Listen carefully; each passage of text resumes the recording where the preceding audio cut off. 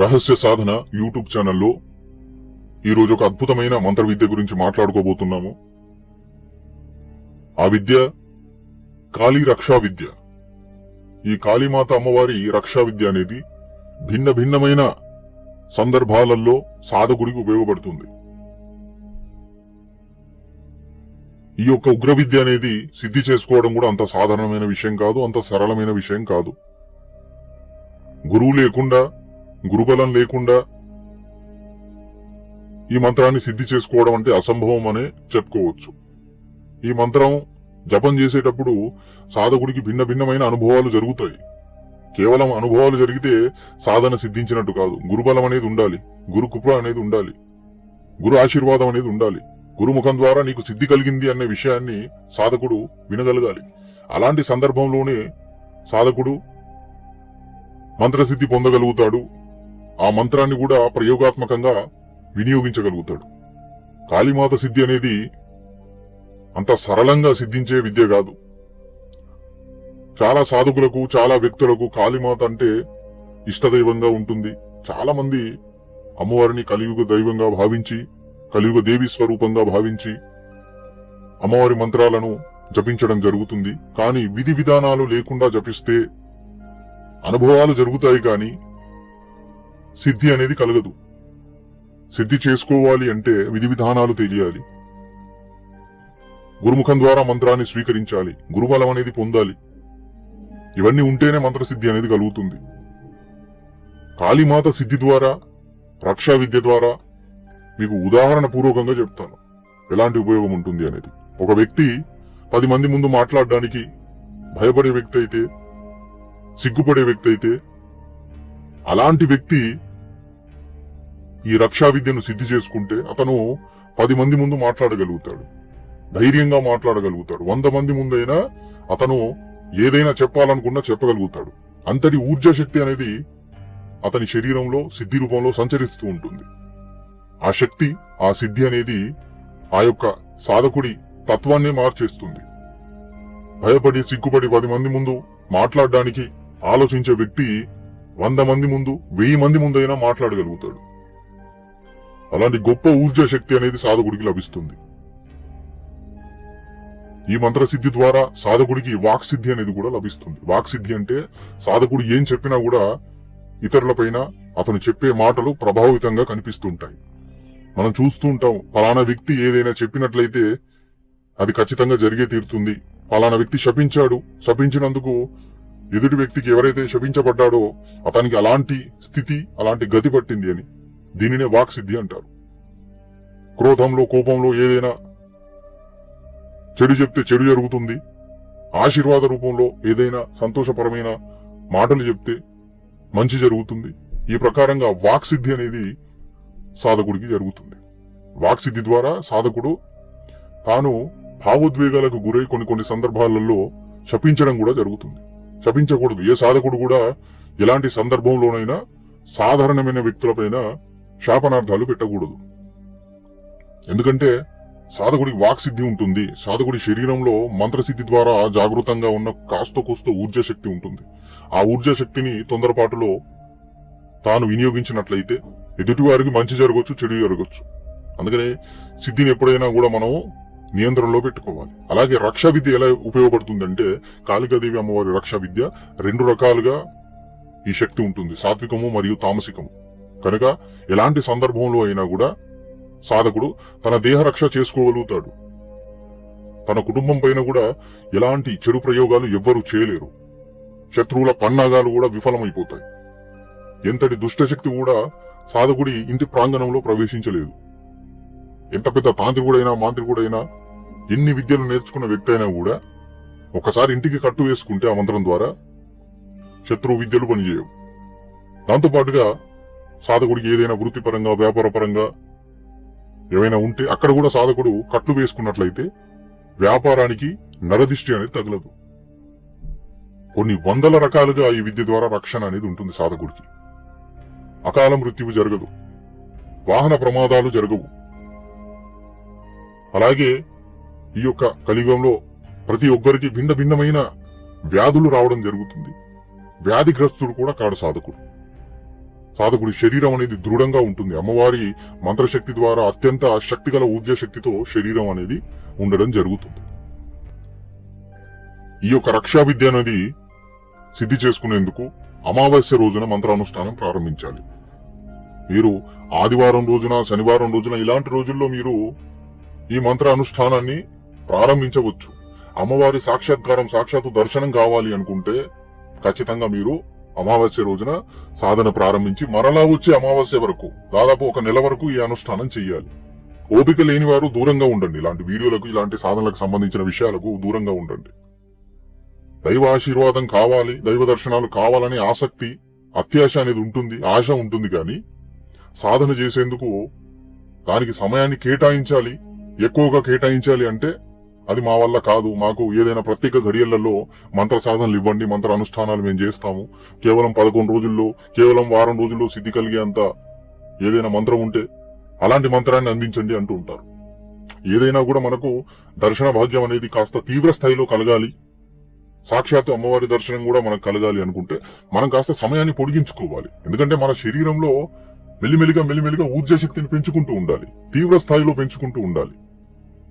తీవ్ర స్థాయిలో పెరిగినప్పుడే మనకి ఏదైనా దర్శన భాగ్యం అనేది కలిగేది. మనం ఏ శక్తినైనా డైరెక్ట్ గా చూసేందుకు అంతటి ఊర్జా శక్తి అనేది మన శరీరంలో ఉంటుంది. లేకపోతే కాస్త కూస్త ఊర్జా శక్తితో మనం దైవ దర్శనాలు చేసుకోవాలంటే అది అసంభవం. అలాగే ఎవరికి కూడా అనుభవం లేని వాళ్ళు మాకు సాక్షాత్తు ఫలానా దేవి దేవతల దర్శనాలు కావాలంటే అవ్వవు, సమయం పడుతుంది. మన శరీరాన్ని పవిత్రీకరణ చేసుకుంటూ ఉండాలి. మంత్ర ఊర్జా శక్తి ద్వారా ఒక అద్భుతమైన ఊర్జా శక్తిని మన శరీరంలో జాగృతం చేసుకోవాలి. అప్పుడే మనకి అద్భుతమైన అనుభవాలు అనేవి కలుగుతాయి. ఏ శక్తినైనా కూడా మనం దగ్గరగా చూడగలుగుతాం. ప్రత్యక్షీకరణ అంటే అంత సరళమైన విషయం కాదు. ఇంకో విషయం ఏమిటంటే ఈ మంత్ర సాధన చెయ్యాలనుకునేవారు ముందుగా ధైర్యస్తులు ఉండాలి. భయభ్రాంతులు చెందే వ్యక్తులు ఇలాంటి సాధనలకు పనికిరారు. అమ్మవారి ఉగ్రస్వరూపం అనేది ఖచ్చితంగా సాధనలు చేసే రోజులలో స్వప్నంలో కనిపిస్తూ ఉంటుంది. సాధన చేసిన రోజులు భయంకరమైన వాతావరణం అనేది ఆ సాధన గదిలో ఉంటుంది. రాత్రి సమయంలో ప్రతిరోజు ఒక్కొక్క భయంకరమైన ఘట్టంగా ముందుకెళ్లడం జరుగుతుంది. దాంతో పాటుగా సాధకుడు నియంత్రణలో పెట్టుకోవాలి తన ఇంద్రియాలను. ఎందుకంటే ఈ సాధన చేసేటప్పుడు సాధకుడికి ఎక్కువగా కోపం రావడం జరుగుతుంది. అందుకని సాధకుడు ఇలాంటి ఉగ్ర సాధనలు చేసేటప్పుడు గురు పర్యవేక్షణలో చేయాలి, విధి విధానాలతో చేయాలి. మనం చాలా సందర్భాల్లో చూస్తూ ఉంటాం, పుస్తకాలలో మంత్రాలు చూసి ఎక్కడి నుంచో ఒక మంత్రం తీసుకొని అమ్మవారిది ఆ మంత్ర జపం చేస్తూ ఉంటారు. అలా సిద్ధి కలగదు. సిద్ధి కలగాలంటే విధి విధానాలు తెలుసుకోవాలి. ఏ రోజున కూర్చోవాలి అనుష్ఠానంలో, ఏ జపమాల వినియోగించాలి, ఏ ఆసనాన్ని వినియోగించాలి, ఎలాంటి వస్త్రధారణ అనేది సాధకుడు చేయాలి, పూజ సామాగ్రి ఏది వినియోగించాలి, ఎన్ని మాలల జపం చేయాలి, ఏ మంత్రానికి ఎన్ని మాలల జపం చేయాలి, ఎప్పుడు ఆ మంత్రం అనేది సిద్ధిస్తుంది, ఎలాంటి అనుభవాలు జరుగుతాయి, సాధన సాత్విక రూపంలో తామసిక రూపంలో ఏ ప్రకారంగా చేయాలి, ఏ సాధనలో ఎలాంటి అనుభవాలు జరుగుతాయి, ఇదంతా తెలుసుండాలి. అందుకే కాస్త కూస్తో అనుభవం ఉన్నవాళ్ళు కాళీమాత రక్షా విద్య చేయవచ్చు. సాధన ప్రపంచానికి సంబంధించిన వాళ్ళు కాళీమాత రక్షా విద్య చేయండి. తద్వారా మీ సాధనలు కూడా ఎలాంటి ఆటంకాలు లేకుండా జరుగుతాయి. గ్రహణ కాలాల్లో మీరు ఎక్కడికైనా నదీ ప్రాంతాలలో కూర్చొని, నడుములోతు నీళ్లలో కూర్చొని మీరు జపం చేస్తున్నప్పుడు మీకంటే ముందే అక్కడ ఏమైనా దుష్ట శక్తులు గాని ఇతర శక్తులు జాగృతంగా ఉన్నట్లయితే అవి మీ ఊర్జా శక్తిని దొంగిలించడం జరుగుతుంది. లేదా మీ శరీరంలో ప్రవేశించి మీ జీవితాన్ని ఇబ్బంది పెట్టడం జరుగుతుంది. కనుక ఎలాంటి సందర్భంలో కూడా మనం గ్రహణ కాలంలో జపం చేసే సందర్భంలో కూడా మనకు రక్షణ కొరకు, దేహ రక్షణ కొరకు అష్టదిగ్బంధనం చేసుకునే విధంగా ఈ మంత్రాన్ని వినియోగించుకోవచ్చు. సాధన స్థలానికి ఏదైనా బయటి ప్రాంతంలో వెళ్ళినప్పుడు మంత్రాన్ని కేవలం 7 సార్లు జపించి 2 సార్లు గట్టిగా చప్పట్లు కొట్టేసి ఈ యొక్క అష్టదిక్కులను బంధనం చేయమని అమ్మవారిని అడిగితే ఖచ్చితంగా మనకి ఎలాంటి ఆటంకాలు, ఇబ్బందులు కలగకుండా మనకి అమ్మవారు రక్షణను కలిగిస్తుంది. చాలా అద్భుతమైన ఫలితాలు ఉంటాయి ఈ విద్య ద్వారా. మనకి ఎలాంటి పరివర్తనం అనేది జరిగింది, సాధనకు ముందు ఎలా ఉన్నాడు, సాధన స్థితి పొందిన తర్వాత సాధకుడి జీవితం అనేది ఎలా ఉందో సాధకుడు అర్థం చేసుకోవాలి. కేవలం సాధన చేసిన తర్వాత నా మంత్ర సాధన అయిపోయింది, గురువు గారు మంత్ర సాధన సిద్ధి కలిగిందని చెప్పారు, ఇంక అయిపోయింది, ఇంకో వేరే సాధన ప్రారంభిద్దాము, అలా ఆలోచించకూడదు. ఈ సాధన ద్వారా మీకేం లాభం జరిగింది అనేది మీరు గమనించాలి. మీ జీవితంలో ఏం పరివర్తనం అవుతుంది, ఏం అభివృద్ధి జరుగుతుంది అనేది మీరు గమనించాలి. సాధన జరిగిన తర్వాత, సిద్ధి కలిగిన తర్వాత ఒక 10 రోజులో, వారం రోజులో, ఒక నెల రోజులో మనం అబ్జర్వ్ చేయాలి, ఆలోచించాలి. మనకి ఎలాంటి మార్పు జరిగింది మన జీవితంలో, ఎలాంటి ఉపయోగాలు కలుగుతున్నాయి, ఏదైనా తేడా ఉందా లేదా అనేది గమనించాలి, ఎదుగుదల ఉందా లేదా అనేది గమనించాలి. మంత్రసిద్ధి పొందిన తర్వాత ఆ సిద్ధిని లోక కళ్యాణం కొరకు ఖచ్చితంగా మనం వినియోగించాలి. కానీ అత్యాశతో, దురాశతో వినియోగించకూడదు. ఇతరులను ఇబ్బంది పెట్టే విధంగా వినియోగించకూడదు. రక్షా విద్య అనేది కేవలం మీ వరకని కాదు, మీ కుటుంబానికి కూడా రక్షణ అనేది అందించడం జరుగుతుంది. ఇంటికి రక్షణ అందించడం జరుగుతుంది. ఎంత పెద్ద శత్రువు అయినా కూడా మీ ముందు నిలబడలేడు. ఎందుకంటే ఈ మంత్రసిద్ధి అనంతరం మీ శరీరంలో ఉండే ఊర్జా శక్తి అత్యంత తేజస్సుతో కనిపించడం జరుగుతుంది బయటి వారికి. శరీరంలో ఒక ఆకర్షణ శక్తి అనేది ఉంటుంది. మీ శత్రువు కూడా భయపడి మీ నుంచి దూరంగా వెళ్లిపోతాడు, లేదంటే మీకు మిత్రుడు అవుతాడు. మీ శత్రువుని కూడా మిత్రుడుగా మార్చుకునేందుకు ఈ విద్య పనిచేస్తుంది. ఎలాంటి వశీకరణం అనేది అవసరం లేదు. మన శరీరంలో అంతటి గొప్ప ఊర్జా శక్తిని మనము సంపాదించుకుంటే సరిపోతుంది. కానీ ఓపిక అనేది ఉండాలి. అమావాస్య నుంచి మరో అమావాస్య వరకు సాధన చేయాలంటే ఏ సాధకుడు చేయగలుగుతాడు?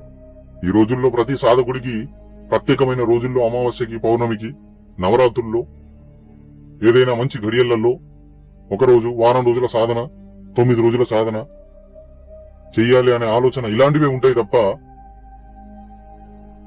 అమావాస్య నుంచి అమావాస్య వరకు చెయ్యాలి, 4 రోజులు కష్టపడాలి అంటే ఏ సాధకుడు కూడా ముందుకు రాడు. మరి మీకు ఎక్కడ ప్రత్యక్షీకరణ జరుగుతుంది? మీకు ఎలా ప్రత్యక్షీకరణ జరుగుతుంది? మీకు ఎలాగా అమ్మవారి దర్శన భాగ్యం అనేది కలుగుతుంది? సమర్పించండి కొన్ని రోజులు అమ్మవారికి సాధన కొరకై. సాధన ఏ విధి విధానంగా చెయ్యాలి, ఆ విధి విధానంతోనే చెయ్యాలి. మీ ఇష్టానుసారంగా సాధనను, ఎక్కువ కాలంగా ఉండే సాధనను, 41 రోజులు చేసే సాధనను 21 రోజులు చేయడం, 11 రోజులు చేయడం, మీ ఇష్టానుసారంగా మంత్ర సాధనను మార్చుకోకూడదు. ఎంత ప్రత్యేకమైన ఘడియలు కూడా ఉన్నా మీరు సాధనను సాధనలాగానే చెయ్యాలి. ఏ సాధన ఏ ప్రకారంగా చేయాలో ఆ ప్రకారంగానే చెయ్యాలి. అనుభవం లేని వారు గురు పర్యవేక్షణలో చెయ్యాలి. అనుభవం లేని వారు కాళీ రక్షా విద్య కంటే ముందు గురు దత్తాత్రేయ స్వామి వారి సాధన చెయ్యాలి. గురుమంత్ర సిద్ధి చేసుకోవాలి. ఎందుకంటే ఎంతో కొంత గురుబలం అనేది సాధకుడికి లభిస్తుంది. ఎంతో కొంత ఊర్జా శక్తి అనేది, తట్టుకునే కెపాసిటీ అనేది సాధకుడికి లభిస్తుంది. సొంత ప్రయత్నాలు ఎప్పుడు చేయకూడదు సాధనల పట్ల. ఎందుకంటే మనం పిలిచే శక్తి అనేది శాంత శక్తి అయితే మనకి ఏమి ఇబ్బంది కాదు. ఉగ్రశక్తి అయితే ఖచ్చితంగా ఆ శక్తిని మనం తట్టుకోగలిగేంత స్థాయిలో ఉంటేనే మనం పిలవాలి. లేకపోతే ఆ వాతావరణం కూడా ఉగ్రంగా మారిపోతుంది. మంచి జరగవచ్చు, చెడు జరగవచ్చు. అందుకే తొందరపాటు అనేది సాధన ప్రపంచంలో ఉండకూడదు. మీరు కాళీ విద్య సిద్ధి చేసుకునేందుకు మీరు ఖచ్చితంగా కొన్ని రోజులు కేటాయించుకోగలిగితే మాత్రమే ముందుకెళ్ళాలి. ఈ యొక్క సాధన ఉగ్రంగా ఉంటుంది. ఉగ్రమైన అనుభవాలు జరుగుతాయి. భిన్న భిన్నమైన యక్షిణీ స్వరూపాలు, డాకినీ స్వరూపాలు, ఇవన్నీ సాధకుడు సాధన చేస్తున్న రోజుల్లో సాధకుడి గదిలో ప్రవేశించి భయంకరమైన వాతావరణాన్ని సృష్టిస్తాయి. గజ్జల శబ్దం చేయడము, తలుపులు తట్టడము, తలుపులు కొట్టిన శబ్దం రావడము, మీ చుట్టుపక్కల ఒక అదృశ్య రూపంలో ఏదో గాలి తిరుగుతున్నట్టు అనిపించడము, మీ యొక్క భుజాన్ని, మీ తల భాగాన్ని ఎవరో స్పర్శిస్తున్నట్టు భావన కలగడము, మీరు కలలో నిద్రపోతున్న సమయంలో ఏదో ఒక నల్లటి ఛాయ రూపం అనేది మీ కాలుని పట్టుకొని లాగడమో, చేతిని పట్టుకొని లాగడమో, మీ పైన వచ్చి కూర్చోవడమో, ఇలాంటి భయంకరమైన అనుభవాలు కలుగుతాయి. గుండె ధైర్యం ఉన్నవారు మాత్రమే ఇలాంటి ఉగ్ర సాధన అనేది చెయ్యాలి. అనుభవాలను అర్థం చేసుకునే సాధకుడు మాత్రమే చెయ్యాలి. అనుభవాలను గోప్యంగా ఉంచే సాధకుడు మాత్రమే చెయ్యాలి. సాధకుడి కర్మ ఫలితాలు కూడా సాధనలో అనుభవాలను ఏ ప్రకారంగా అనుభవాలు కలగాలి, అనుభవాలు కలగకూడదు అనేవి కూడా నిర్ధారణ చేస్తాయి. అందుకనే పుణ్యకర్మలు చేసుకుంటూ ఉండండి. ఏ సాధనైనా తొందరగా సిద్ధించాలంటే అన్ని పక్కకు పెట్టేస్తే ముందు మీరు మీ కర్మలను పుణ్యకర్మలుగా మార్చుకోవాలి. 10 మందికి మీరు మంచి చేయకుండా పర్వాలేదు, చెడు మాత్రం చేయకండి. చెడు ఉద్దేశాలతో ఉండకండి. ఎంతవరకైనా కూడా సద్గుణాలతో ఉండండి. మీరు ఈ యొక్క కాళికాదేవి అమ్మవారి రక్షా సాధన సిద్ధి చేసుకోవాలి అనే ఆలోచనతో ఉంటే, అలాగే ధైర్యంగా ఈ సాధన చేయగలుగుతారు అనే నమ్మకం ఉంటే మీరు మమ్మల్ని సంప్రదించండి. ఈ కాళికాదేవి అమ్మవారి మంత్ర సాధన, మంత్ర అనుష్ఠానం అనేది ఆధ్వర్యంలో చేపించడం జరుగుతుంది. మంత్రసిద్ధి అనంతరము మీ దేహ రక్ష ఎలా చేసుకోవాలి, దేహ రక్ష చేసుకునే సమయంలో మీరు ఏ ప్రకారంగా మంత్రాన్ని జపించాలి, మీ యొక్క ఇంటి రక్షణ ఎలా చేయాలి, దీనినే గర్భందిష్ అంటారు, ఇంటికి కట్టు వేయడం అంటారు. ఈ ఇంటి కట్టు ఎలా వేయాలి, వేసే సమయంలో ఎలాంటి సామాగ్రి అనేది వినియోగించాలి, వ్యాపార కట్టు ఎలా వేసుకోవాలి, నరదిష్టి తగలకుండా దుష్టశక్తులు మన ఇంట్లో ప్రవేశించకుండా ఈ మంత్రం ద్వారా మనం ఎలా రక్షణను పొందాలి, వీటన్నింటి గురించి మీకు సిద్ధి అనంతరము వివరించడం జరుగుతుంది. ఈ విద్య ద్వారా ఎప్పటికీ ఎన్నటికీ ఏ సాధకుడు కూడా దుర్వినియోగం చేయలేడు, చెడు ప్రయోగం చేయలేడు. ఈ విషయాన్ని గమనించండి. చెడు ప్రయోగాలు చేయడానికి ఇలాంటి విద్య నేర్చుకోకండి. మీ రక్షణ కొరకు ఈ విద్య నేర్చుకోండి. మీ కుటుంబ రక్షణ కొరకు ఈ విద్య నేర్చుకోండి. అలాగే సాక్షాత్తు అమ్మవారి దర్శన భాగ్యం కొరకు ఇలాంటి మంత్ర సాధన మీరు చేయవచ్చు. అన్ని ఆలోచనలు పెట్టుకొని ఇతర ప్రయోగాల కొరకు ఈ విద్య నేర్చుకోకండి. మంచి కొరకే ఈ విద్య నేర్చుకోవాలనే ఉద్దేశం పెట్టుకోండి. ఈ మంత్ర అనుష్ఠానము మా ఆధ్వర్యంలో చేయాలనుకునేవారు మమ్మల్ని సంప్రదించండి. ఈ మంత్ర సాధన చేసే సంపూర్ణ విధి విధానం తెలియపరచడం జరుగుతుంది. ఈ సాధనలో ఎలాంటి సామాగ్రి వినియోగించాలి, అలాగే ఏ సామాగ్రి ఏ విధంగా మనం పూజలో వినియోగించాలి, ఎన్ని మాలల జపం చేయాలి అనే విషయాలు కూడా మీకు తెలియపరుస్తాం. మరో అద్భుతమైన సాధన గురించి మరో వీడియోలో చెప్తాం. మా యూట్యూబ్ ఛానల్ను సబ్స్క్రైబ్ చేసుకోండి. అలాగే ఏ వీడియో అయినా పూర్తిగా చూడండి. పూర్తిగా చూస్తేనే మీకు దాని పట్ల సంపూర్ణ అవగాహన వచ్చేది. జయ మా కాళీ.